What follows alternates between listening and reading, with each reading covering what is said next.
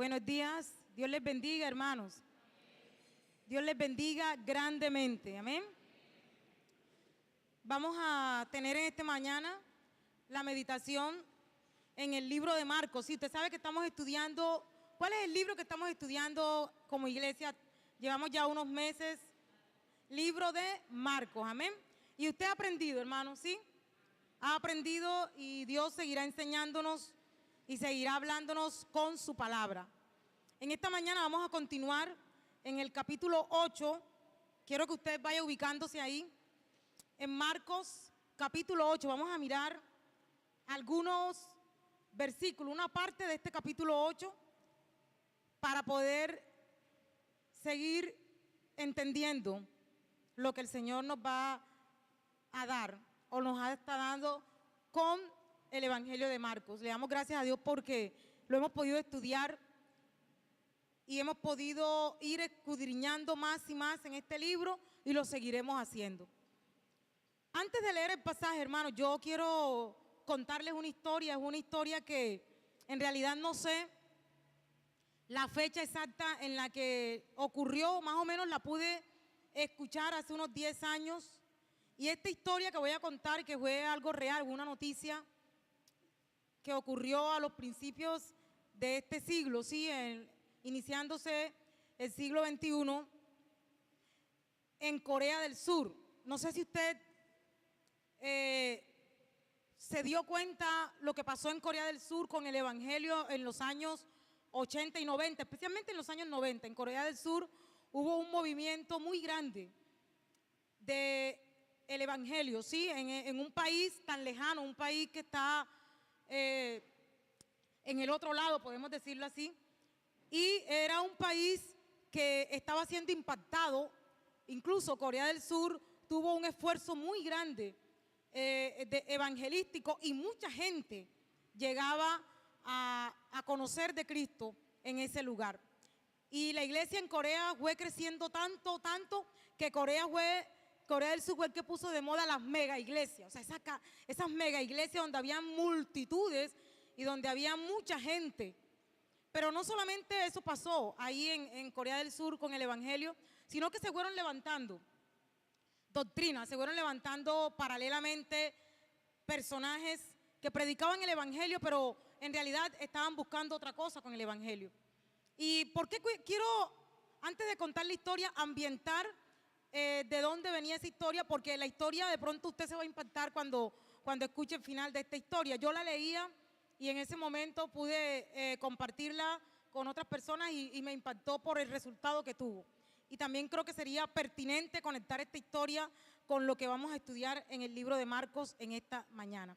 La historia o la noticia que leí en ese momento decía que dos jóvenes, sí, dos señoritas salieron de la iglesia. Era una actividad semanal en la mañana. No sé si era un ayuno, hermano, no recuerdo si fue un ayuno, era un seminario, pero era una actividad evangelística especial que se había hecho en la iglesia allá en Corea del Sur en la mañana. Y estas jóvenes salen de la iglesia, pero estaba lloviendo muy duro.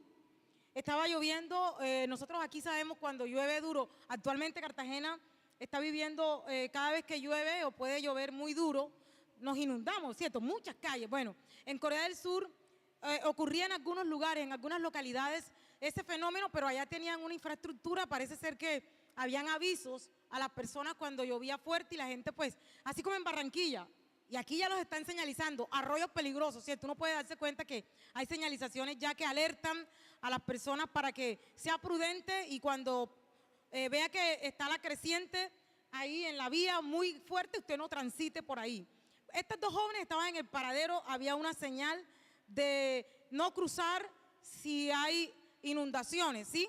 Y habían varias personas ahí porque parece ser que en ese paradero esperaban que bajara porque había unos sistemas de desagüe que iban paulatinamente haciéndole posible que el agua bajara cuando obviamente la lluvia cedía, ¿sí? Se podía, por decir, unas válvulas como las que quisieron colocar aquí en Castillo Grande para que no se inundara mucho. Bueno, estas jóvenes habían salido de la iglesia muy emocionadas, de pronto también por lo que estaban aprendiendo o como la manera como les estaban enseñando el Evangelio, y ellas vieron una oportunidad grandísima cuando vieron esa agua cantidad de agua, ellas dijeron, nosotros sí vamos a cruzar esa carretera. Y la gente que estaba alrededor de la muchacha decía, no, no lo hagan, no, no lo hagan, no lo hagan, ustedes no pueden cruzar, mira la señal de alerta que hay ahí. Entonces una de las jóvenes como que dijo, no, yo soy evangélica, yo tengo el poder de Jesús, tengo el poder del Señor. Y si el Señor Jesucristo caminó sobre las aguas, yo también, nosotros también podemos caminar sobre las aguas. Y la gente estaba impactada. La gente que estaba alrededor de estas chicas estaban impactadas porque veían el peligro, era una alerta grave. Era un arroyo muy fuerte el que estaba ahí cruzando y ellos tenían que esperar de pronto un tiempo ahí en el paradero hasta que pudiera bajar el agua y sea prudente cruzar. Pero las jóvenes le decían a la gente, ustedes van a ver ahora el poder de Dios, porque vamos a caminar sobre las aguas y vamos a cruzar. ¿Qué cree usted, hermano? Las chicas se atrevieron a cruzar, hermano. Se atrevieron a cruzar, pero la corriente se las llevó y murieron. Murieron. Escuchar esa historia a veces nos puede preguntar, a veces uno le puede surgir la pregunta, bueno, ¿y ellas no venían de la iglesia? Esas personas estaban diciendo que Dios podía. Ellas podían caminar sobre las aguas, porque Jesús también caminó sobre las aguas. Y yo cuando escuchaba esa noticia hace unos años, a veces me preguntaba, porque hay una inquietud en el ser humano, ¿los milagros de Dios son para qué? ¿O yo puedo utilizar el poder de Dios? ¿O yo puedo hacer uso del poder de Dios? ¿Cuándo? ¿Cómo? Y de pronto, tal vez, la manera como habían sido enseñadas estas chicas en el evangelio, en ese momento en Corea, el evangelio más que todo estaba basado en señales prodigiosas. Pero las señales de Dios son ¿para qué? Los milagros que Dios hace o lo que la Biblia revela, especialmente en los evangelios, como el que estamos estudiando nosotros, el evangelio de Marcos, cuando Dios inspiró al autor de este evangelio y él pudo resaltar los hechos de Jesús, ¿para qué el Señor lo hizo? Porque el mismo apóstol Juan lo dice, fueron muchas cosas las que Jesús hizo, que no alcanzarían todos los libros para poder hacer referencia de esas cosas. Y también el mismo Jesús dijo que nosotros iríamos a hacer cosas grandes, ¿cierto? Pero la gran pregunta es, ¿cuándo? ¿Por qué? Y hoy yo quiero compartir en Marcos capítulo 8, quiero que ilustrando esto, el poder de Dios para qué, aunque no he titulado el sermón de esa manera, el sermón lo he titulado Compasión y provisión para todos, basado aquí en el pasaje de la alimentación de los 4,000. Quiero que miremos este pasaje de Marcos capítulo 8, versículos 1 y 10, porque es un pasaje que muestra también un milagro de Jesús, una señal prodigiosa de Jesucristo.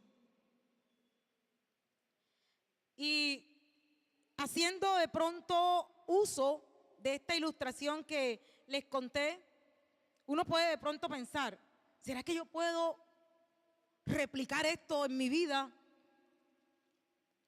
Y yo leyendo la Biblia, hermanos, y con el propósito que Dios tiene de que cada día sepamos quién es Él, creo que no es relevante que la réplica, es relevante el que Dios se pueda revelar en cualquier momento y en cualquier situación para nuestra vida, ¿amén? Eso es lo relevante. Y eso es lo que el evangelio de Marcos ha querido decir siempre.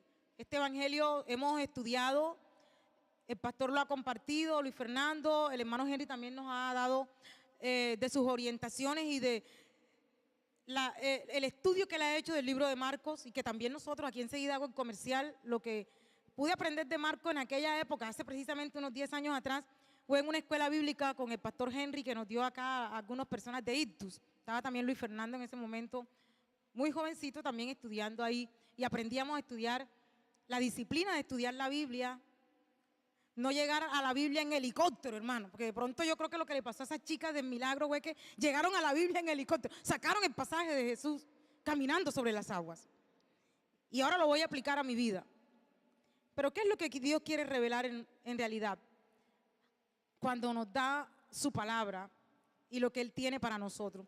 Entonces vamos a orar antes de leer este pasaje de Marcos capítulo 8, versículo 1 a 10. Y vamos a pedir al Señor que nos hable y que pueda darnos entendimiento y conocimiento de su verdad. Señor, te damos las gracias, Dios. Gracias por tu palabra, por tu amor y tu fidelidad, Señor. Gracias por todo lo que tú has dado a nuestra vida, por todo lo que nos has enseñado y por lo que seguirás haciendo con nosotros, Padre. Yo te pido, Dios, que esta mañana en el cual vamos a tener la oportunidad de estudiar tu palabra, Señor amado, tú puedas seguir hablándonos, oh Dios, como lo has hecho hasta ahora, y puedas también abrir nuestros oídos y abrir nuestro corazón, Señor amado, para que podamos guardar y podamos entender tu palabra, oh Dios amado, y ella pueda servir de crecimiento, de alimento para nuestra vida y nos ayude a crecer, Señor amado, conforme al propósito que tú tienes para cada uno de nosotros.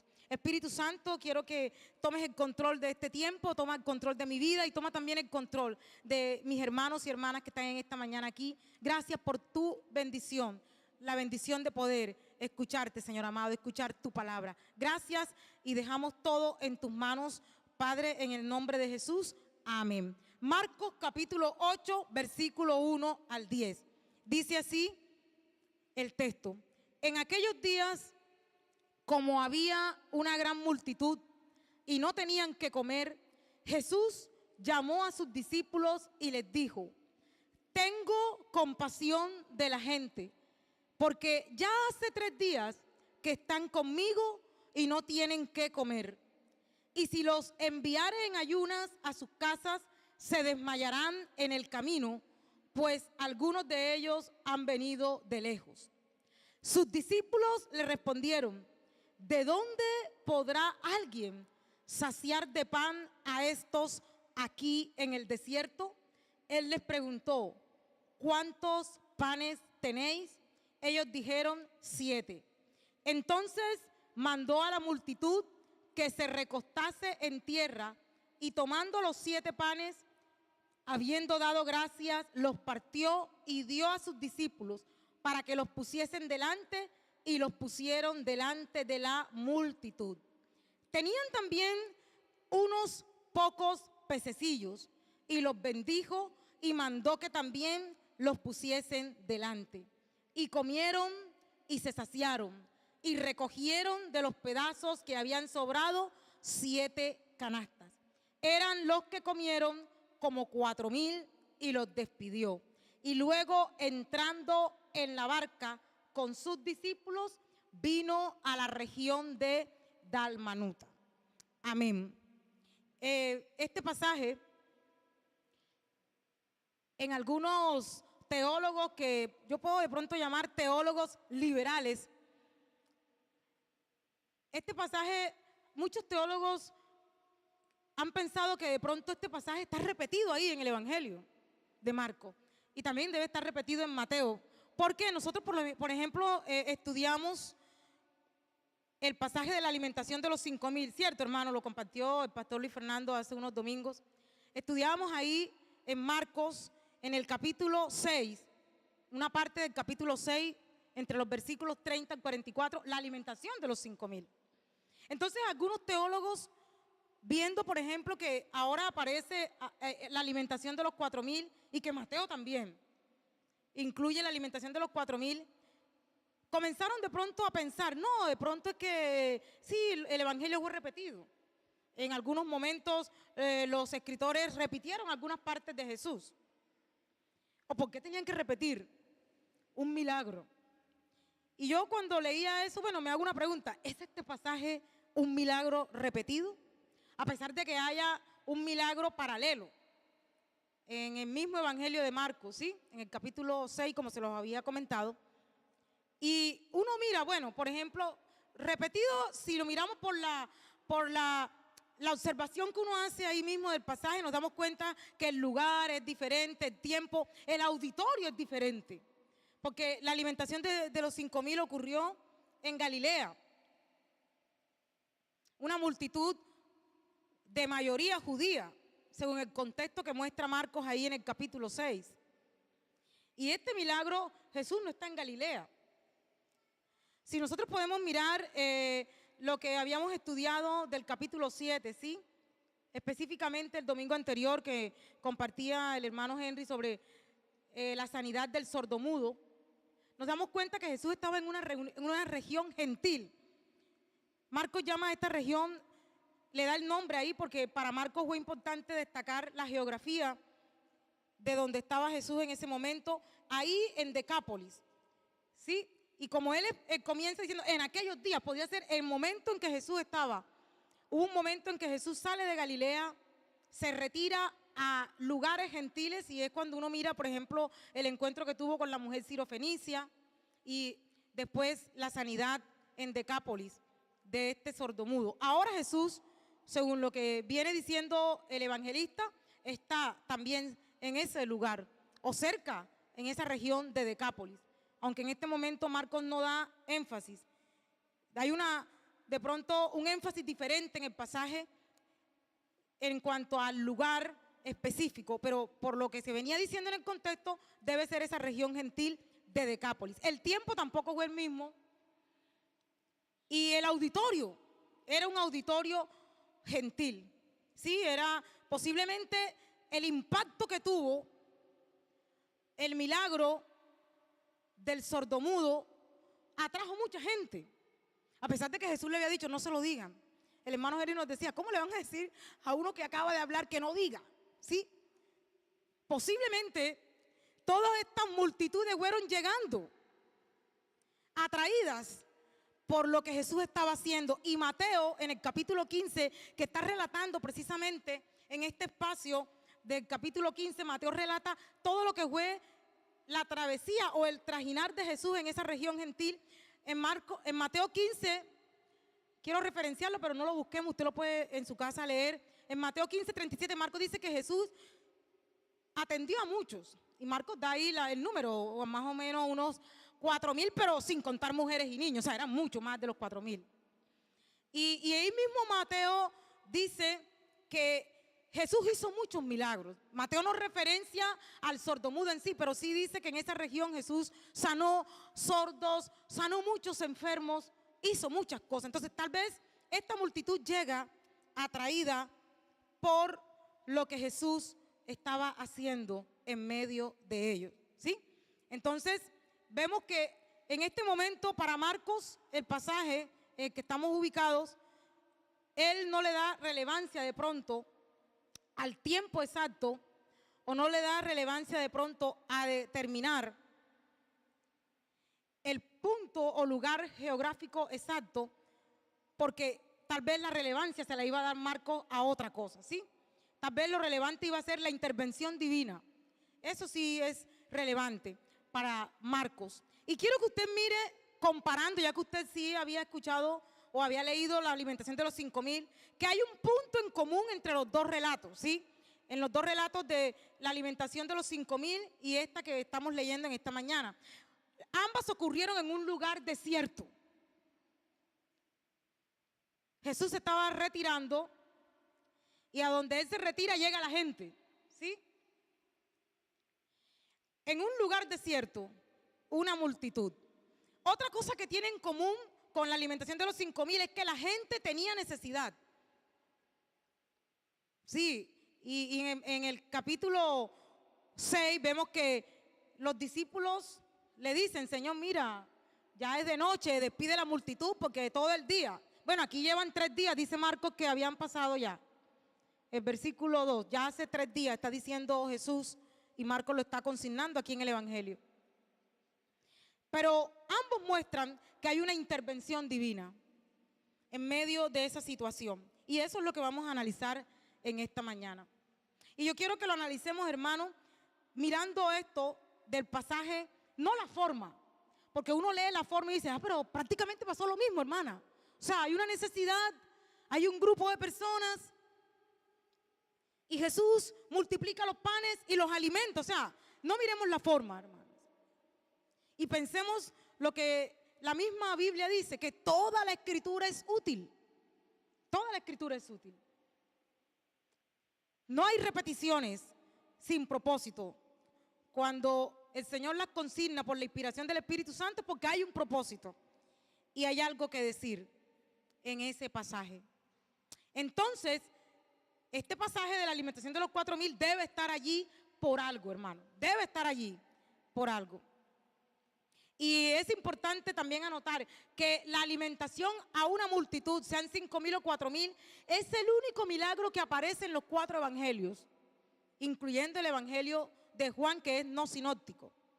Y yo me atrevo a preguntarme, ¿así sería el impacto que produjo en los apóstoles, que no pudieron dejar de hablar de este suceso? Y que incluso Lucas, que no estuvo como apóstol, pero sí tuvo fuentes para poder escribir su evangelio, tomó incluso para poder escribir sobre estos sucesos de la alimentación a multitudes por parte del Señor Jesús. Entonces, hay una pregunta: ¿qué nos querrá enseñar el Señor? Y viendo y siguiendo la tónica de lo que hemos observado y estudiado en el libro de Marcos, ¿qué querrá decirle primero el Señor a la multitud?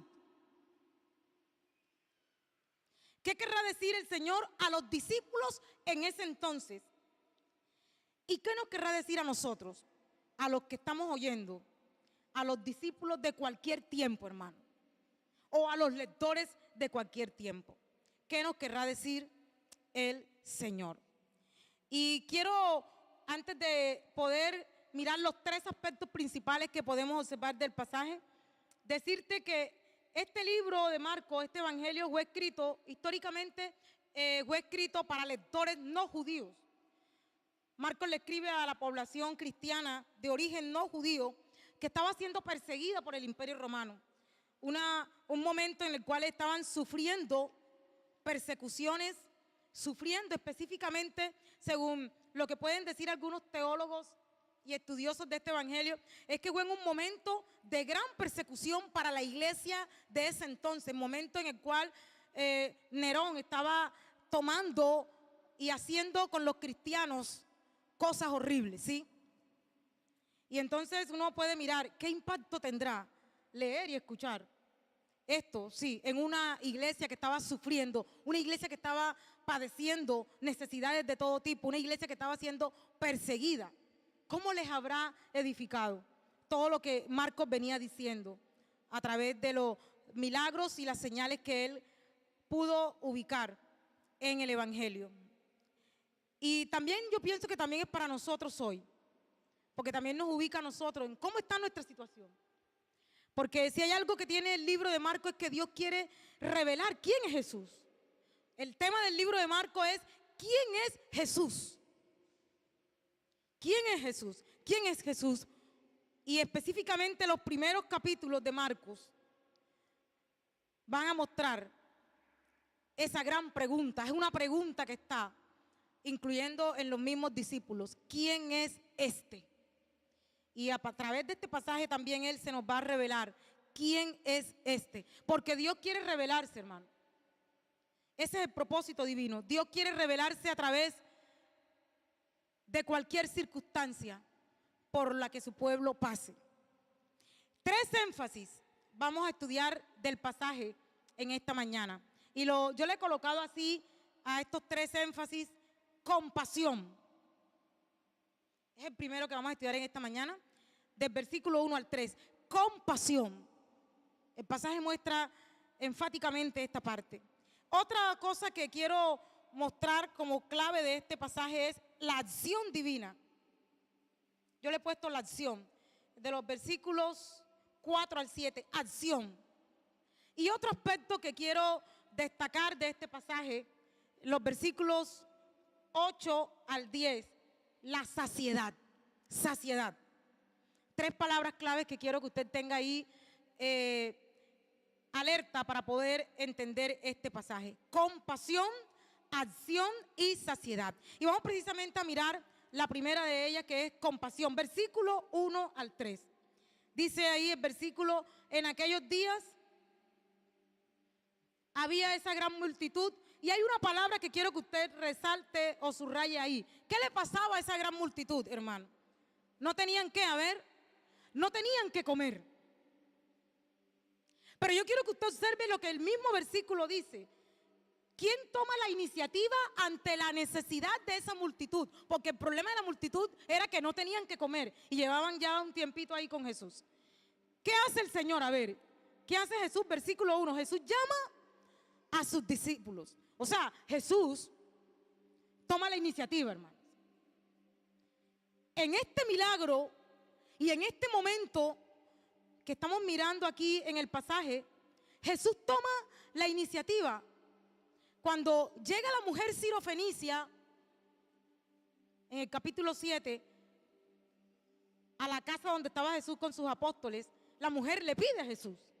Pero aquí en este momento estamos mirando que Jesús toma la iniciativa. Dice que Él llama a sus discípulos. Yo me imagino que estaba la multitud, estaba el Señor enseñando, trabajando con esa multitud y con los discípulos. Y Jesús llamaría aparte a los discípulos y les dice, oye, ¿sabes qué? Esta gran multitud no tienen que comer, se les habían acabado las provisiones, porque de pronto no pensaban que se iban a quedar tanto tiempo con el Señor Jesús. Y es una clave ahí para mirar en esta tierra gentil cómo Jesús estaba atrayendo gente. Mientras que en la alimentación de los 5,000, o en un día en que esa gente estuvo, ahí uno ve el relato y uno también puede mirar en Juan capítulo 6 que resalta esta alimentación de los 5,000. Cuando termina Jesús, la gente quedó impactada y querían era ponerle como un rey. Y después vino incluso hasta un cuestionamiento y vinieron cosas y confrontaciones de Jesús. Pero en este momento vemos una multitud que llevaba ya 3 días. 3 días ya llevaban ahí con Jesús. Y Jesús toma la iniciativa. El Señor toma la iniciativa. No tienen que comer. Y yo puedo pensar, hermanos, y yo sé que usted también lo está observando cuando lee y siente que aquí podemos observar que el Señor sabe lo que le pasa al ser humano, hermanos. Y no solamente sabe, sino que también es sensible a las necesidades del ser humano. Y uno mira que esa sensibilidad, versículo 2, el Señor se le expresa a los discípulos. ¿Qué le dice el Señor a los discípulos? Tengo compasión de la gente. Y en la alimentación de los 5,000 Él también expresó lo mismo. Tengo compasión. En la alimentación de los 5,000 a los judíos, al público, al auditorio judío, la compasión era porque están como ovejas que no tienen pastor. En esta multitud el Señor la compasión la produjo porque tienen 3 días de estar conmigo y no tienen que comer. La compasión del Señor en ese momento surgió al ver la necesidad que tenían esas personas de alimento, pues estaban 3 días con Él, un retiro con Jesús, hermano. O hablándole aquí a los jóvenes, un campamento de 3 días, pero se había acabado la comida. Eso no estaba en los planes, no se había puesto en los planes. Y se acababa la comida y estaban en un lugar desértico, porque parece que se habían retirado un poco de las cabeceras municipales, trayéndolo acá al contexto de nosotros. Y entonces era difícil, la provisión que habían traído se acabó y no tenían ahora comida para alimentarse. Otra cosa, y lo vemos aquí, que el Señor destaca en la necesidad. Versículo 3 de esa multitud. Dice, y si los enviaren ayunas a sus casas, se desmayarán en el camino, pues algunos de ellos han venido de lejos. O sea, el Señor incluso estaba teniendo en cuenta de dónde habían venido esas personas para estar con Jesús. O sea, era un gentil, un gentío no judío, muchos habitantes de toda esa región de Decápolis, atraídos por las maravillas que Jesús estaba haciendo entre ellos.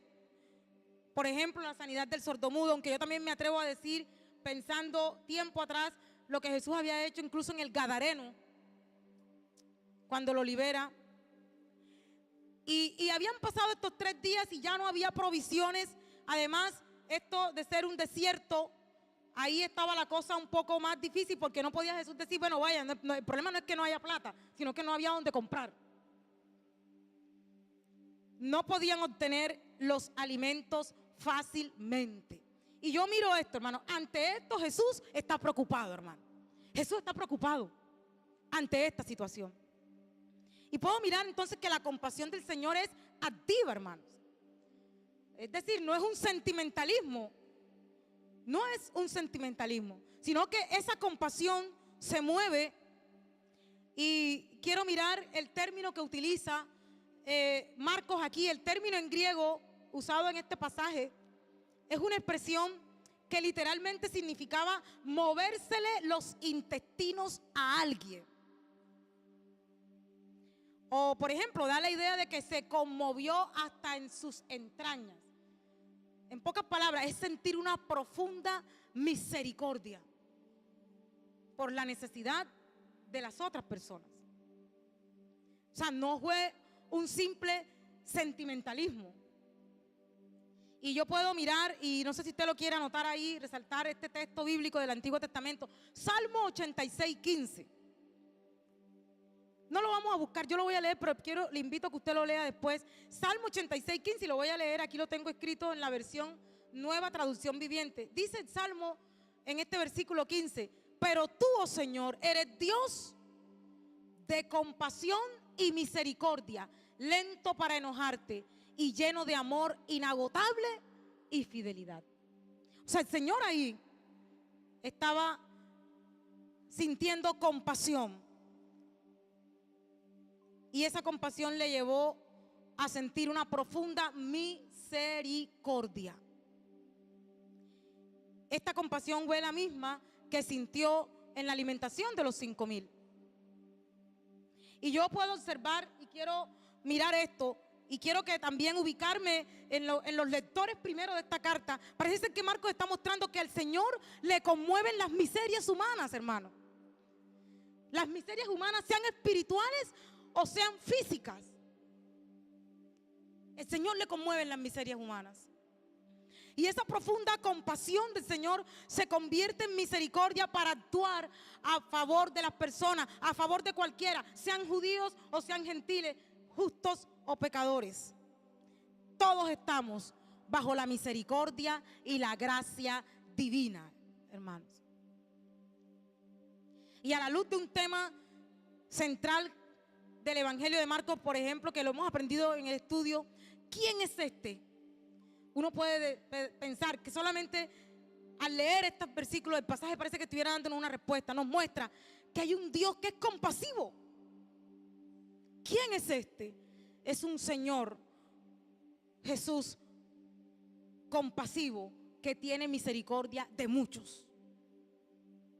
Y es un impacto también para los discípulos judíos, que no estaban acostumbrados a mezclarse con gentiles y que pensaban que todas las promesas que Dios había dado en el Antiguo Testamento eran exclusivas del pueblo de Israel, hermano. Usted se imagina a estos discípulos judíos escuchando decir al maestro: tengo compasión aún de esta multitud gentil, porque la compasión del Señor es para todo, hermano. Y también el pasaje está mostrando en estos primeros versículos, ante las necesidades humanas, Dios es quien toma la iniciativa, hermanos. Pero también quiero mirar y quiero resaltar, el Señor Jesús llama a sus discípulos y les comparte su preocupación. Y me pone a mí a pensar, hermano, Dios no cambia. Dios es el mismo hoy y por los siglos de los siglos. Y sé que hoy sigue sintiendo la misma compasión, hermano. Y la seguirá sintiendo y también estará compartiéndola con sus discípulos. Así que como iglesia tenemos que estar alerta, hermanos, a sentir las preocupaciones del Señor ante las miserias humanas. ¿Y qué estamos haciendo? ¿O cómo estamos respondiendo nosotros ante el sentir del Señor? Porque el Señor le comparte es a sus discípulos, hermano. Amén. Le está compartiendo: me preocupa la gente. Y sé que el Señor también está compartiendo a nosotros que hay preocupación por la gente, hermano. Alvarito oraba en esta mañana en nuestra oración congregacional por todo lo que está viviendo Colombia. Yo estoy seguro que hay compasión de Dios por lo que está viviendo Colombia, hermano. Pero Jesús está llamando a los discípulos a a la iglesia, hermano. Somos iglesia porque somos sus discípulos. Y Él le comparte a estos 12, los llama aparte y les dice: ¿sabes qué? Tengo compasión. Y yo miro ahí, porque ya vamos a llegar al segundo aspecto de este pasaje. Miro que esta compasión es algo activo, hermano. No es la simple compasión y que por lo menos hoy se proclama en las redes sociales, hermano. O sea, hoy uno ve que cuando ocurre algo, incluso hay banderitas en las redes sociales, hermano.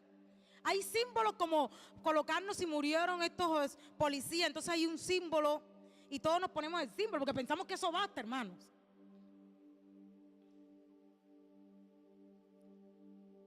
Pensamos que ese sentimentalismo basta, hermanos. Y comenzamos incluso hasta a replicar eso. Pero Jesús le comparte a sus discípulos: tengo compasión de la gente. No tienen que comer. Me preocupa que llevan varios días conmigo, han venido de lejos, se les acabaron las cosas. ¿Cómo se van a proveer? El Señor se preocupa ante las necesidades humanas y más ante las necesidades de los que estamos con Él, hermano. Porque esta multitud estaba ahí con Jesús 3 días. Y quiero hacer resaltar esta comunicación de Jesús con los discípulos, porque es una responsabilidad de nosotros como iglesia ser del mismo sentir del Señor, hermanos. Y que así como Jesús se movió profundamente, también nosotros como iglesia nos movamos a actuar en nombre de Él por misericordia, a favor de las personas, hermanos, sin distingo de raza, condición o religión. Y me surge esta pregunta: ¿cómo nos estamos moviendo en la compasión hacia los demás? Y ojalá que no nos quedemos en la superficie, en esa compasión superficial que hoy abunda en el mundo. Y vamos a llegar ahora sí a la segunda parte de este pasaje, la acción, hermanos. Versículo 4 al 7. Y yo quiero que usted lo mire atentamente, observe el pasaje atentamente, la acción del Señor en este pasaje. Versículo 4 al 7. Quiero que usted mire primero qué hacen los discípulos frente a la preocupación del Señor Jesús. Versículo 4. ¿Qué hacen los discípulos, hermano? ¿Qué hacen los discípulos según lo que usted lee en el versículo 4? Sus discípulos le respondieron. ¿Qué les respondieron? ¿De dónde? O sea, la respuesta de los discípulos es con una pregunta, hermano. Yo lo estoy observando en el pasaje, no sé si usted lo está observando en su pasaje. Yo pienso que es que los discípulos entendieron que Jesús tenía compasión y que estaba sintiendo una compasión tan profunda que era necesario actuar, hermanos. Especialmente porque ya ellos habían vivido en la alimentación de los 5,000 una experiencia similar. Pero ellos le responden con una pregunta.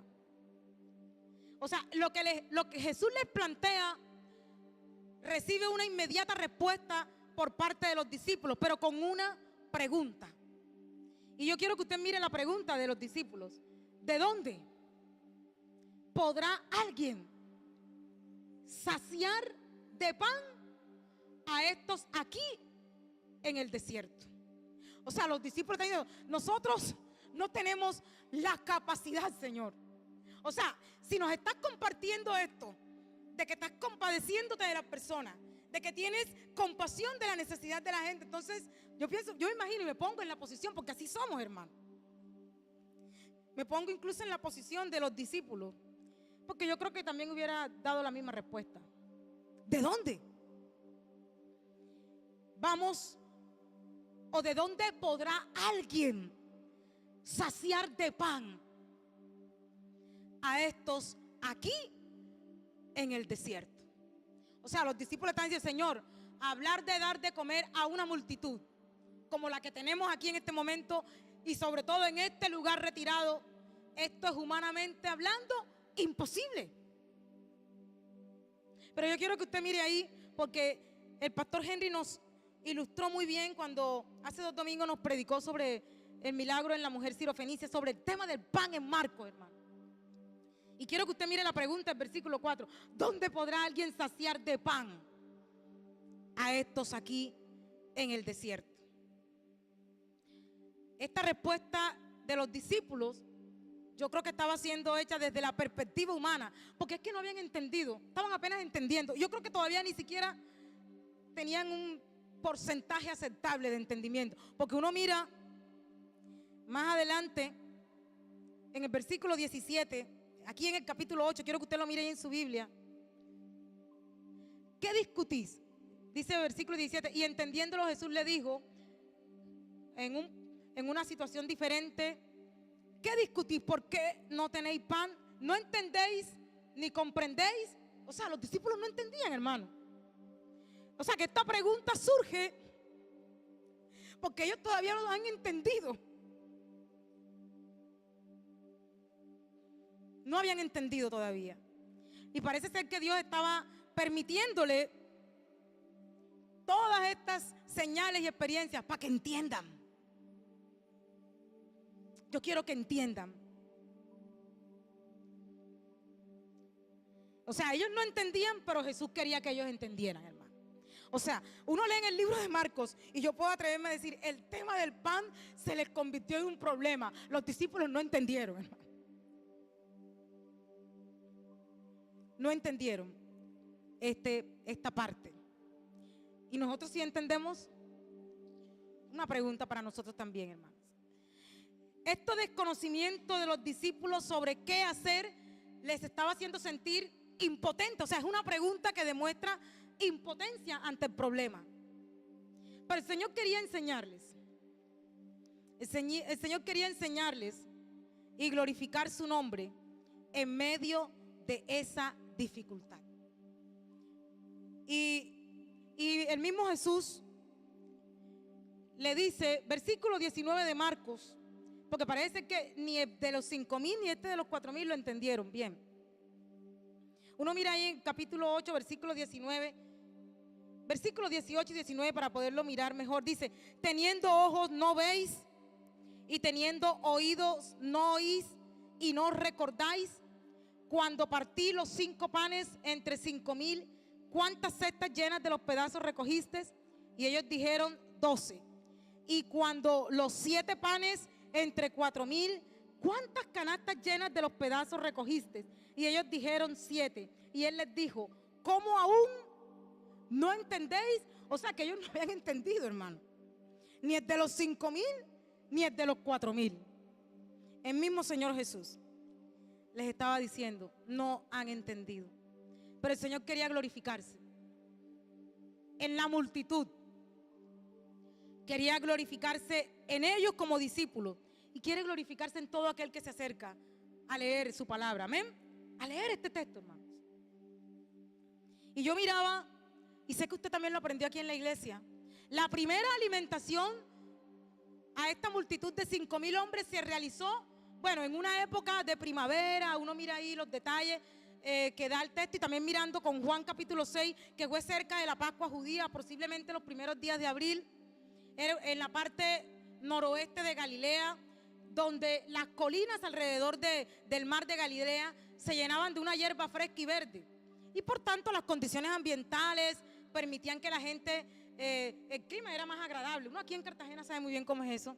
Y también la hierba estaba fresca y la gente se podía recostar sobre la hierba. Uno lo puede mirar ahí en el pasaje de la alimentación de los 5,000, que Jesús manda que se recuesten sobre la hierba. Y yo imagino la impotencia de los discípulos. Ahora el momento es otro, Señor, el lugar es otro, la época del año es otra. Posiblemente ya estaban en verano. Eso significaba que ya la hierba estaba desaparecida. Y es que uno mira ahí, versículo 6, que no había hierba. Dios mandó a que se recostaran en tierra. Este terreno está más duro, hermano. O sea, versículo 6 dice que el Señor manda que se recuesten ¿en dónde? A ver, en la tierra.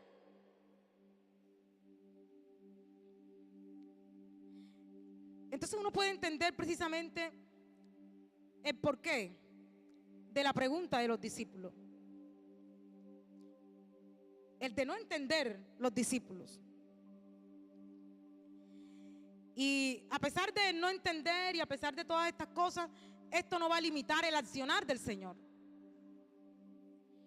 Ante las imposibilidades humanas, ante el desconocimiento humano, ante las circunstancias adversas,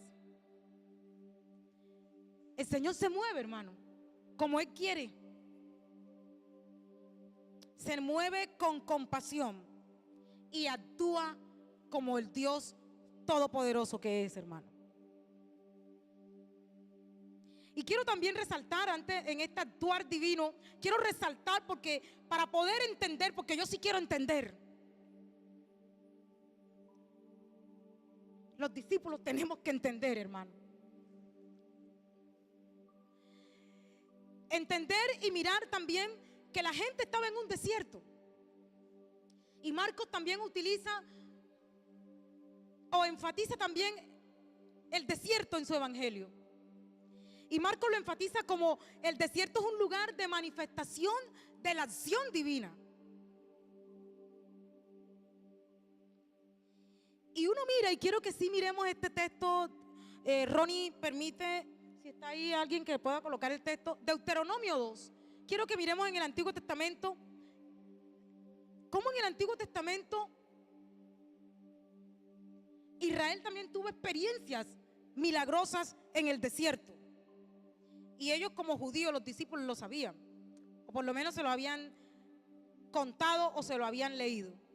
Uno mira Deuteronomio, vamos a mirar dos textos en Deuteronomio, capítulo 2, versículo 7. Quiero que lo mire ahí. Si no lo puedo encontrar, puede mirar los monitores para que no pierda precisamente el libro de Marcos. Deuteronomio capítulo 2, versículo 7.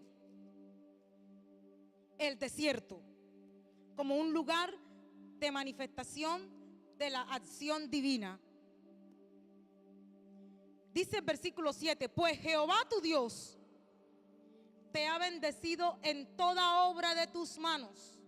Él sabe que andas por este gran desierto. Estos 40 años Jehová tu Dios ha estado contigo y nada te ha faltado, hermano. Yo destaco dos cosas. En el desierto, el Señor sabe que estábamos en el desierto. En la alimentación de los 4,000, el Señor sabía que estaban en un lugar desierto.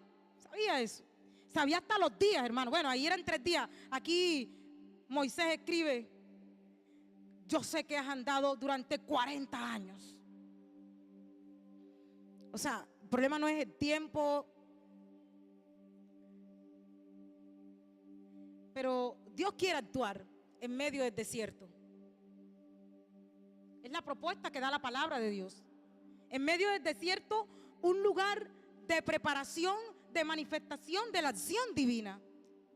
Y vemos ahí que Dios le dice, yo te he bendecido, he estado contigo y nada te ha faltado. La multitud de los 4,000 y los discípulos también iban a experimentar en ese momento esto, hermanos.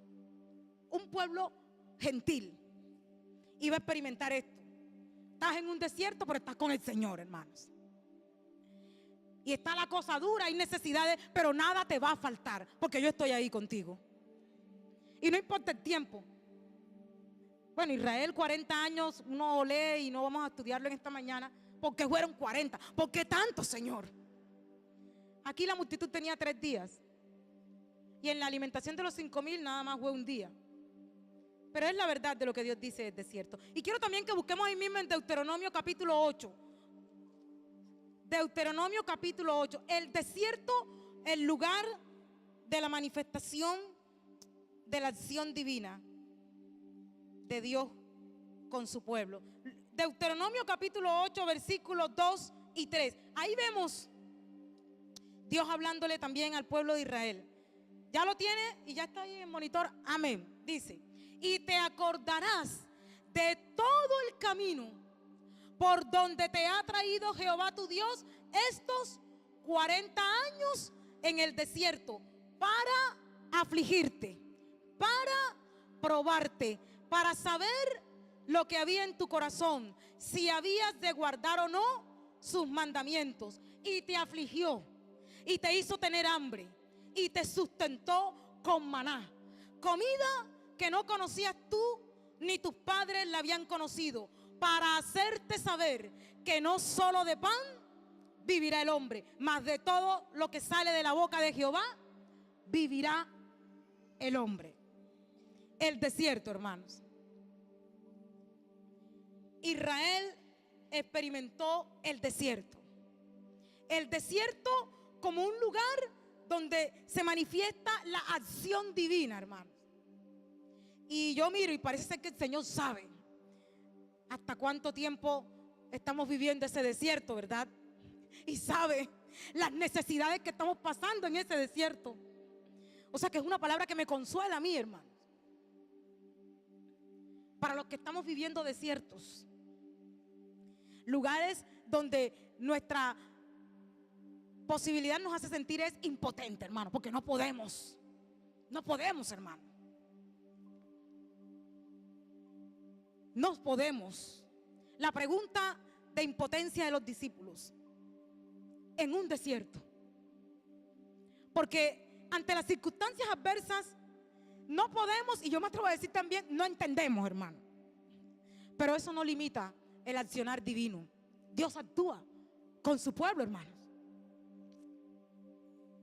Y tal vez Dios te quiera llevar a ti como lector en esta época a que entiendas esto. ¿Sabes qué? No importa el desierto, ni el dónde, ni el tiempo, ni el cómo es la necesidad. Yo puedo actuar, yo actúo poderosamente. El desierto, lugar donde manifiesta Dios su accionar misericordioso sobre el hombre. Y uno mira a través de esta experiencia de Israel y también mirando el texto, observando aquí en Marcos, cómo Marcos muestra lo que Dios hace en un desierto. El desierto como un lugar donde Dios prepara. Uno mira ahí Juan el Bautista siendo preparado. Y el mismo Jesucristo en la tentación, preparado. Israel siendo preparado en el desierto. Un lugar donde Dios sustenta, alimenta a su pueblo. Alimentó a una multitud de Israel en el desierto. 40 años. Ahora está alimentando a una multitud. Judía o no judía. El desierto, un lugar de la provisión de Dios. Es un lugar también donde Dios habla a su pueblo, hermano. Jesús hablando en el desierto. Moisés dando palabra en el desierto. Y es un lugar donde Dios también prueba a su pueblo, hermano. Ahí lo decía en Deuteronomio, para saber lo que había en tu corazón, si ibas o no a guardar mis mandamientos. Y esa es la perspectiva del Evangelio de Marcos. Marcos, que le escribe a una iglesia que está sufriendo, a una iglesia que tal vez estaba en momentos enfrentando a la muerte cruel por parte de un emperador como Nerón, una iglesia perseguida, una iglesia en escasez, una iglesia incluso dispersa. Usted puede mirar cómo la iglesia comenzó a ser perseguida aún en el libro de Hechos y a través de todas las cartas que hay en el Nuevo Testamento. Pero Dios está diciendo y recordando esto: yo actúo en cualquier circunstancia y más en los desiertos. O sea, hermano, los desiertos son necesarios. De pronto usted escuche esto y diga, hermana Diana, es que usted no sabe qué es. No sé ni lo entiendo, hermano. Pero Dios actúa en medio del desierto, hermanos. Los desiertos son necesarios, hermanos. Era necesario para esta multitud y para los discípulos estar ahí en ese momento con Jesús, hermanos.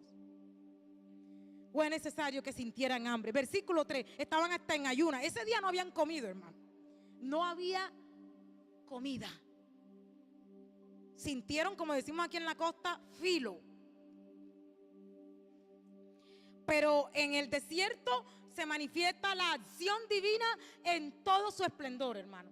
Una acción divina, un Dios que es soberano, un Dios de toda gracia, un Dios de misericordia y de poder, actúa en medio de los desiertos, hermano.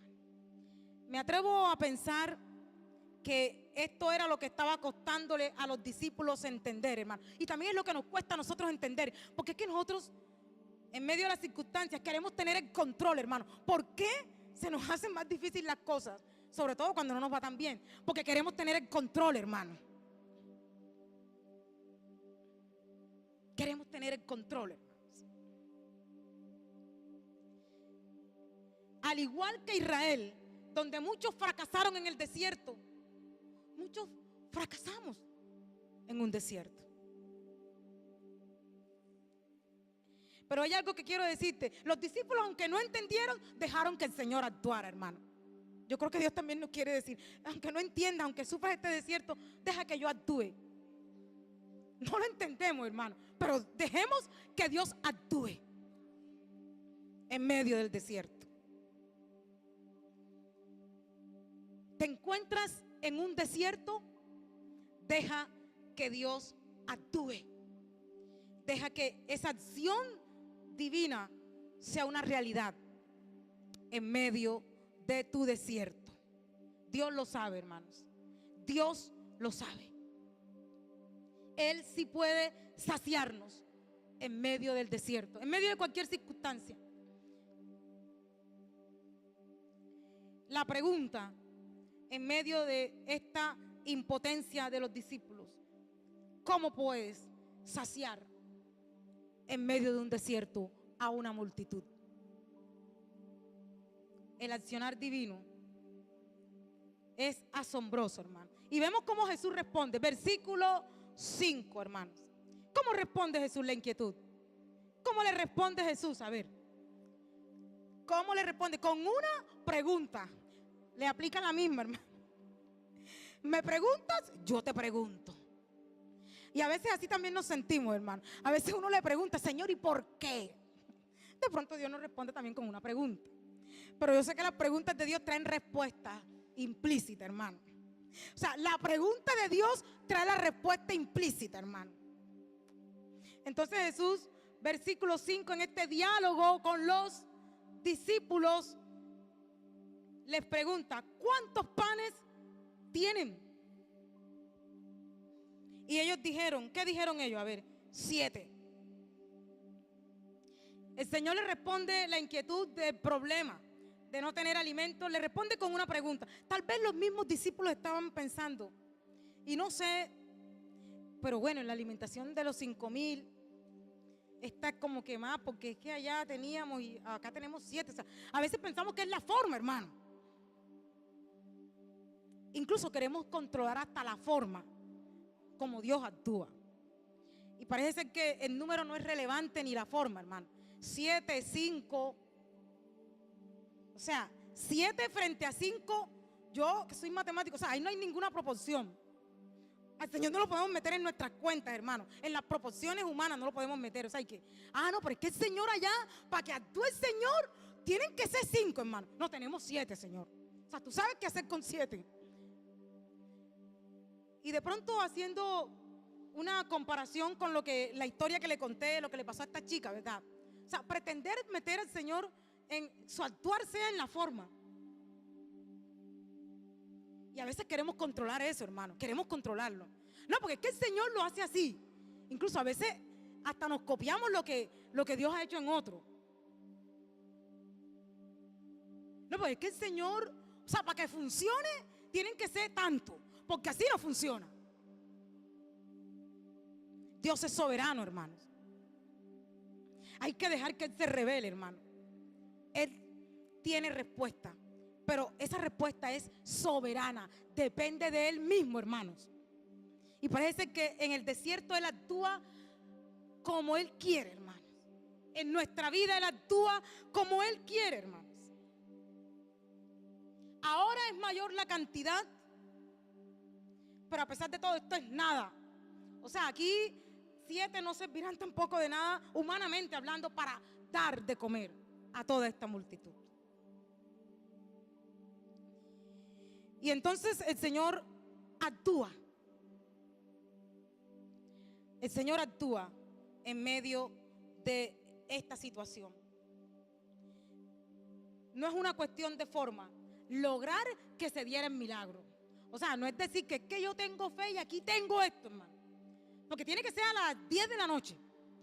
O tienen que ser tantos días. El Señor sabe, hermanos. Él está en el control de todo, hermano. Nuestras circunstancias no le son desconocidas. Y Él sabrá cómo actuar, hermano. Hay que esperar su respuesta. Y yo quiero mirar también ahí en el pasaje, en el versículo 6, quiero que usted lo mire. Sin duda, la pregunta que Jesús les hace de cuántos panes tienen, esa pregunta insinuante de Jesús, era para que también ellos actuaran. Vamos a darle de comer. Esto es un gran desafío para los discípulos, un gran desafío para la fe. Parece que el Señor le está diciendo, ¿sabe qué? No vamos a pasarle a otro, a los discípulos. Y quiero que la iglesia escuche bien esto. No le vamos a pasar a otro la responsabilidad de ayudar. Y por otro, tampoco vas a esperar tener todo lo necesario para comenzar a ayudar, sino que con lo que tienes, yo puedo comenzar a actuar. ¿Cuánto tiene? No, Señor, hay 7. Bueno, vamos a hacerlo. O sea, ellos iban a ver lo que el Señor podía hacer. Y yo aquí también saco esta idea, hermano, en la pregunta de Jesús.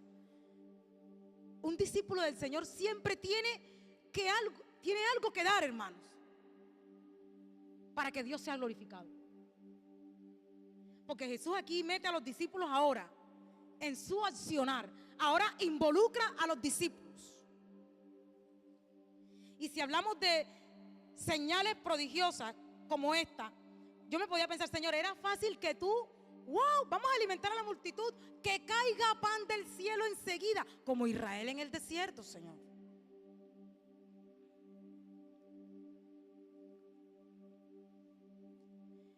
O sea, el Señor podía, si la cuestión es de impacto, a veces pensamos que tiene que ser así.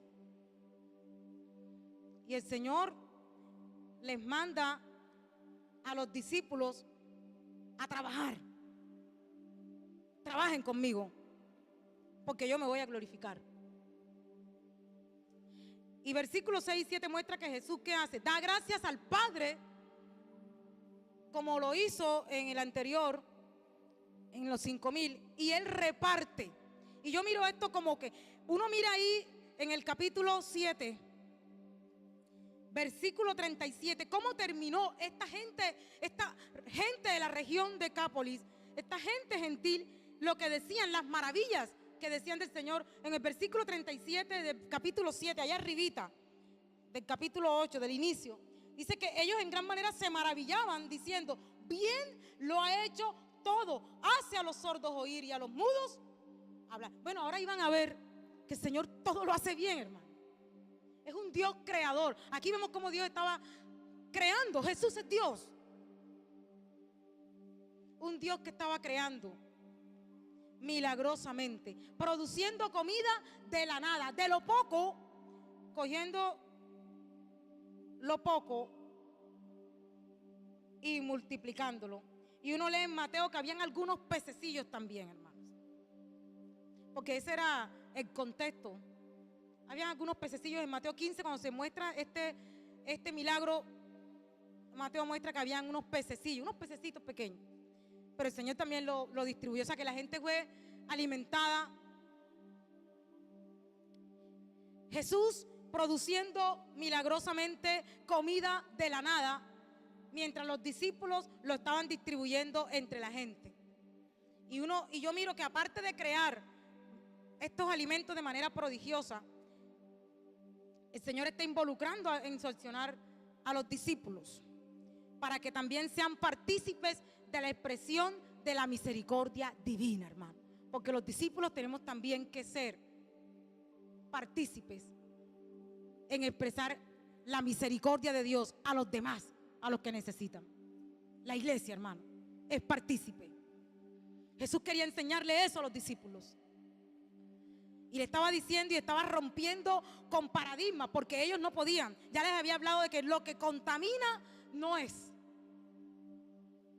lo que está afuera. Porque ellos de pronto tenían limitaciones de hablar con un gentil, y ahora estaban atendiendo y sirviéndole a una multitud gentil, hermanos. El Señor rompiendo paradigmas en ellos como judíos, diciéndole: esto es algo nuevo. Mi misericordia, mi compasión y mi provisión es para todo el que yo lo quiera dar. Y ustedes tienen como discípulos que estar dispuestos a dar esto. Y es un llamado para nosotros, a la iglesia, hermanos. Esto es el Señor ir partiendo el pan y colocar los trozos de pan en las manos de los 12 para que ellos lo distribuyeran entre la gente reclinada en el suelo. Yo miro ahí el uso que hace Marcos del verbo partir en un imperfecto, en un tiempo imperfecto ahí en el griego, que indica que esto era una acción continuada. Es decir, Jesús iba partiendo los panes mientras la gente iba recibiendo, mientras la gente estaba siendo alimentada. O sea, los discípulos estaban ahí en el accionar con Jesús. Jesús buscó que ellos participaran, tal vez haciéndoles ver: esto es lo que quiero que hagan como discípulos. Yo quiero que compartan mi sentir y el trabajo que tendrán que hacer de servir por amor. Y uno mira más adelante en Marcos 10:45 que Jesús les dice a ellos, este texto es clave en Marcos 10:45, le dice: yo no he venido para ser servido, he venido para servir. Y por eso sus discípulos estaban siendo entrenados para esto mismo: sirvan por amor a los demás, sean siervos y no señores. Esta es la dinámica, hermanos, del reino de los cielos. Y yo puedo atreverme a decir: nosotros solamente podemos traer los panes al Señor. Él sabrá qué hacer con eso, y después se glorificará.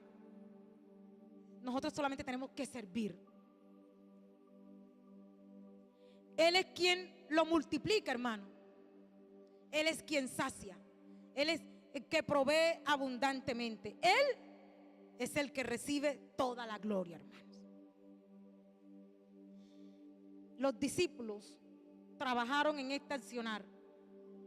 En este accionar de Jesús a la multitud, ellos participaron. Y así está llamada la iglesia, hermanos. Pero para trabajar hay que estar con el Señor. Hay que estar en el sentir del Señor, hermano. Hay que recibir la preocupación del Señor. Hay que recibir lo que Dios quiere hacer, hermano. O sea que a veces cuando somos indiferentes es porque estamos desconectados con el Señor, hermanos. Cuando la iglesia está indiferente a las necesidades de los demás, es porque de pronto no está cerca del Dios que sí se compadece de todos, hermano. Porque Dios sí se compadece de todos. Y ese hecho de estar cerca ahí, los discípulos siendo entrenados con Jesús, Jesús diciendo: participa conmigo de lo que quiero hacer. Porque esa es la misión de la iglesia, hermano: servir. Servir el pan, hermanos. Y como lo aprendíamos, el pan que es Jesús. Él es el todo. Hay que darlo, hermano. Eso lo tenemos, hermano. ¿Qué tiene la iglesia? Tenemos el nombre que es sobre todo nombre, hermano. Hay que darlo, hermano. Ya lo tenemos. Parece que Marcos quería con todo esto ir ilustrando cómo los discípulos fueron entrenados, hermano. Porque en este momento en el evangelio no entendían, pero uno lee el evangelio, el libro de Hechos, y uno se da cuenta cuando ellos se mueven que sí estaban entendiendo, hermano. Y también me pone a mí a pensar: es que la vida cristiana es un proceso, hermanos. Ellos no entendían, pero siempre estaban cerca del Señor, hermano. Hermano, usted aunque no entienda, tenemos que estar más cerca del Señor, porque ahí es donde seremos entrenados, perfeccionados, preparados, enteramente preparados para toda buena obra, hermanos. Participaremos del accionar divino. Eso lo vivieron los discípulos, hermano. La multitud recibió el pan. Pero los discípulos participaron y entendieron que esa es la dinámica a la cual Jesús quería llevarles. Y quiero que miremos ahora la última parte del texto. Yo lo he denominado versículos 8 y 10, saciedad, hermano. Después de todo este accionar de Jesús con sus discípulos, con una multitud gentil, versículos 8 al 10, dice así: ¿qué le pasó a esa multitud, hermano? ¿Qué podemos resaltar ahí? Comieron y se saciaron, hermano. En las manos omnipotentes del Señor Jesús, 7 panes y unos pocos peces resultaron suficientes para satisfacer a una multitud, hermano, de 4,000 hombres. Su provisión fue abundante. Hubo sobra, hermano. Hasta sobraron 7 cestas. En la anterior sobraron 12. Pero hay que mirar que en la palabra que utiliza aquí Marcos para cesta es la misma que se utiliza en Hechos, cuando narran que la iglesia, cuando Pablo tuvo que huir en un canasto descolgado de la muralla ahí en Damasco. O sea que era un canasto bien grande. Bueno, aquí se llenaron 7 grandes. La que utilizaron, la que se llenaron en los 5,000 era un canasto normal, ¿sí? Entonces no es cuestión de venir a pensar que no, que mira, que acá, que tiene que resultar esto. No, el Señor tiene el control de todo, hermano. Lo importante es que resalta el evangelista que sobró, porque cuando Dios da abundantemente, mucho más de lo que pedimos o entendemos, hermano. O sea, cuando Dios se manifiesta al hombre hay saciedad, hermanos. Dios sacia al hombre. Él es suficiente, hermanos. Marcos está otra vez mostrando, haciendo énfasis en el tema del pan. Y yo miraba esto de que en la alimentación de los 5,000 el pan fue primero para los judíos, para los hijos, como se lo había dicho a la sirofenicia. Pero yo también miro ahora que también, le está diciendo a los discípulos, el pan es para los gentiles también. Dios no es un Dios excluyente, hermanos. La manifestación y revelación de su misericordia y de su poder y de su gracia es para todos. Y esta expresión de que se saciaron es un indicador de que Dios es el que da todo lo que tú y yo necesitamos, hermano. Solamente en Él hay saciedad, hermanos. Él es el único que satisface el alma. Él es el pan de vida, hermanos. En esta ocasión dejó satisfecha a toda una multitud. Nadie quedó sin lo que necesitaba, hermano. Ninguno precisó más de lo que había sido provisto. Y la mejor prueba de esto es que sobró, hermano. Todos fueron saciados. Dios siempre da mucho más abundantemente de lo que pedimos o entendemos. Él es suficiente, hermanos. Es el pan de vida.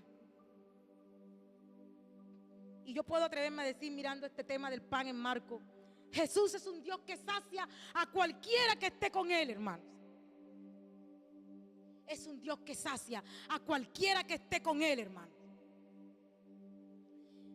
Y es para nosotros, los discípulos, los seguidores, la iglesia de Jesús debe entender esto, hermano.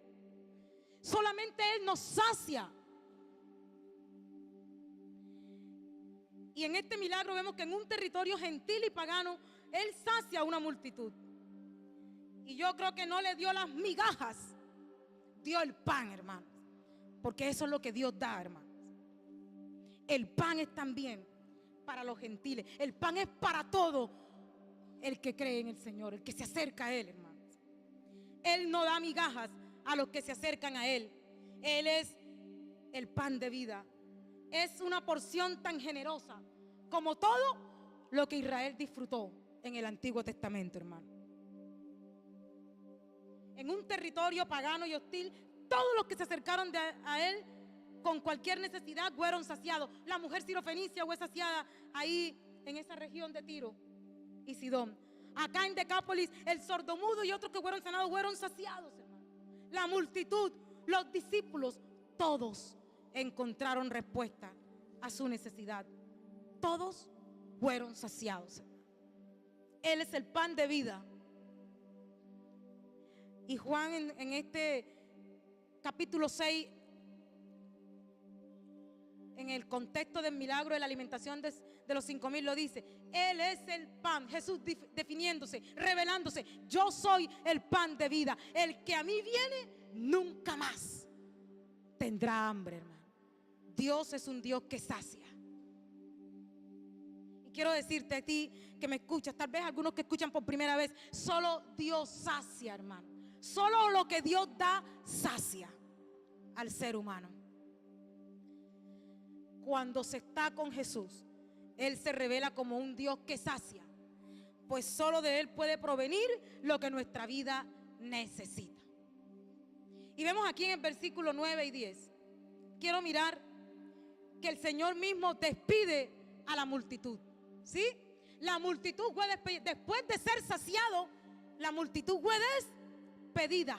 Ya estaban saciados, hermano. El Señor les había dado lo que necesitaban, hermano. Les tocaba ahora regresar a sus lugares. Y quiero decir esto, hermano. Aquellos que oyeron, creyeron y le recibieron, tendrían la bendición de seguir siendo saciados en cada área de su vida por el Señor. Los que nomás vinieron a saciarse con el pan físico, quedaron siendo unos oportunistas o nomás vivieron el momento ese. Se gozaron nada más ese momento, hermano. Pero la dinámica del reino de los cielos es diferente, hermanos. Parece ser que esto que miramos aquí después para los discípulos, hermanos, para los seguidores de Jesús, después de recibir de Él, después de ser saciados, tenemos que caminar con Él en donde quiera que nos encontremos para mostrarle a otros lo que Él es y también otros puedan ser saciados por Él, hermano. Porque es que muchos se quedan con la saciedad aquí, hermano. Vivimos con la saciedad para nosotros nada más, hermano. Dios nos sacia, pero Él también dice, de gracia recibiste, dad de gracia. Los discípulos estaban siendo entrenados. Solo Dios es suficiente, hermano. Solo Dios es suficiente. Él sacia. Él es un Dios que puede manifestarse en medio del desierto. Y quiero hacer ya la conclusión de este pasaje. Quiero hacer la conclusión y quiero pensar en esto para nosotros, los discípulos, los que somos seguidores de Jesús. Ser discípulo, y lo hemos hecho enfático todos estos domingos, no necesariamente implica que entendamos las cosas, por lo menos en el momento. Ser discípulo es un proceso, hermano. La vida cristiana es un caminar, es un proceso. Y parece ser que cuando Jesús despide, no a la multitud, sino ahí en el capítulo 16 de Marcos, Jesús se despide de los apóstoles porque Él iba a subir al cielo y les dice, les dejo una misión, pero les dejo a mi Espíritu Santo. Yo pienso que ahí comenzaron a entender más. Amén. Porque uno mira el libro de los Hechos y toda la historia de la iglesia desde ese momento y dice, no, estaban entendiendo. Porque la vida es un proceso, hermano. Y esto me hace reflexionar que hay esperanza para mí como discípula. Pues ser discípulo implica que también hay verdades que no las voy a entender de repente. O hay cosas que no voy a entender. ¿Por qué ocurren? Pero sí puedo mirar a través de lo que está Marcos mostrando hasta ahora en estos capítulos que hemos estudiado, que ser discípulo es seguir al Señor hasta el fin, hermano, pase lo que pase, cueste lo que cueste, hermanos. En este peregrinaje Él siempre suplirá, hermanos. Y quiero que usted mire, quiero regalar este texto de Filipenses 4:19 a ustedes y a mí como discípulos, a la iglesia que sigue el Señor, hermano.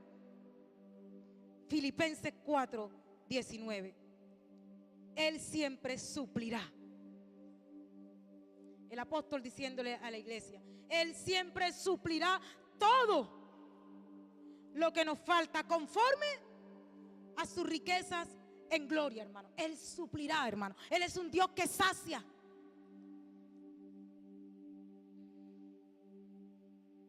Dios siempre suplirá, aunque no lo entendamos, hermano, en las circunstancias, pero Él suplirá. ¿Sabes lo que tú y yo tenemos que hacer? Solamente seguirle, hermanos. Él suplirá. Él sabe todo lo que me falta. Él completará su obra en mi vida. Él es el pan de vida. Él es el que sacia, hermanos. Y otra cosa que quiero hacer en esta conclusión, quiero decir en esta conclusión del sermón, como discípulos debemos descansar en esto, hermano. ¿En quién es Dios, hermano? Y en cómo se nos revela cada vez que lo buscamos y nos acercamos en su palabra. Un Dios que sacia, un Dios que todo lo puede. Tener confianza en eso, hermano, en la bondad, en la compasión y provisión divina. Eso de que Dios sabe, hermano, eso debe impactarte a ti y a mí. Nos debe dar confianza, hermano, porque Dios no es ajeno a mis miserias ni a mis necesidades. Él sabe lo que yo estoy viviendo, y Él es un Dios que sacia, hermanos. Por eso yo quiero atreverme así, utilizando otra vez el tema del pan, pero ya vamos mirando la oración del Padre Nuestro en Mateo. Por eso debemos orar. Cuando el discípulo confía, aunque no entiende, hermano, pero confía y sigue a Jesús. Jesús le decía: te voy a enseñar a orar. ¿Sabes lo que debes de pedir? El pan nuestro de cada día, dánoslos hoy. Esto es una petición de dependencia, hermano. Es una petición de fe, dependencia absoluta del Señor. Creer que aunque hoy esté viviendo algo difícil que no entienda, tú siempre suplirás el pan, porque tú le das pan a tus hijos. Y la palabra nuestro también implica que no es solamente para mí. El pan también es para los demás, hermano. Porque es que a veces oramos egoístamente, hermano.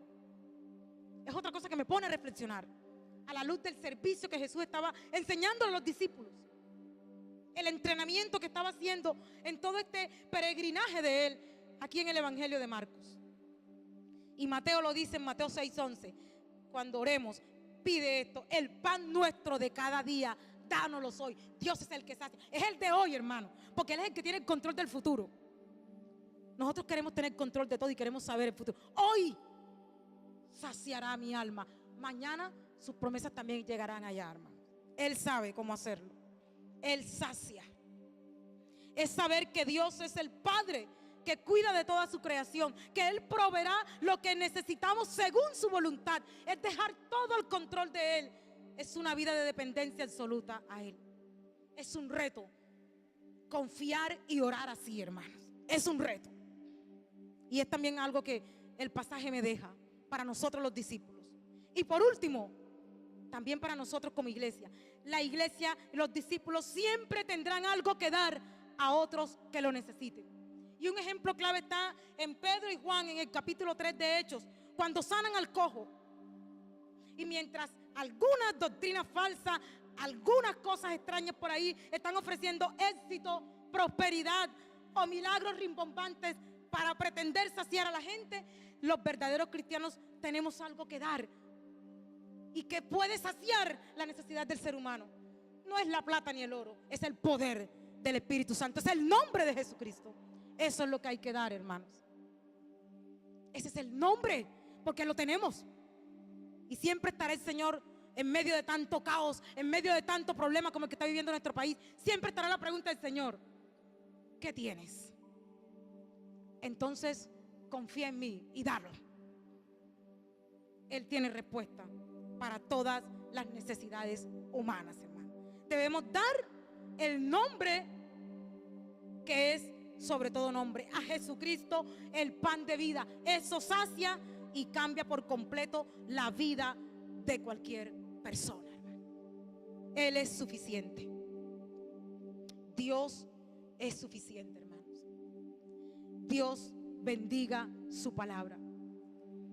Vamos a orar, hermano. Y quiero que ores con esta confianza en Él.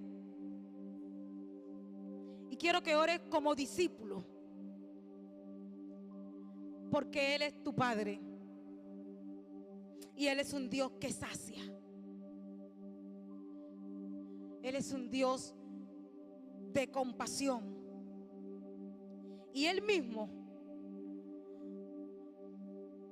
en el Evangelio de Mateo, durante el Sermón del Monte, Él mismo decía, si ustedes siendo malos saben dar buenas dádivas a sus hijos, cuánto más el Padre que está en los cielos dará cosas buenas. Dios es el único que puede saciarnos, hermano. Señor, te damos las gracias por tu palabra, Padre. Gracias por tu compasión y tu provisión, oh Dios. Gracias por esa gran verdad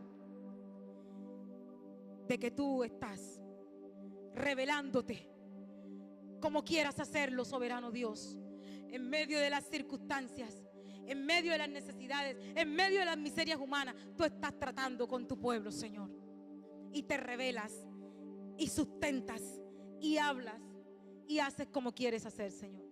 Gracias, Padre, porque tú eres un Dios grande, maravilloso. Gracias, Jesús, porque tú eres el pan de vida. Tú eres todo lo que necesitamos, Señor. El que come de este pan nunca tendrá hambre, Señor.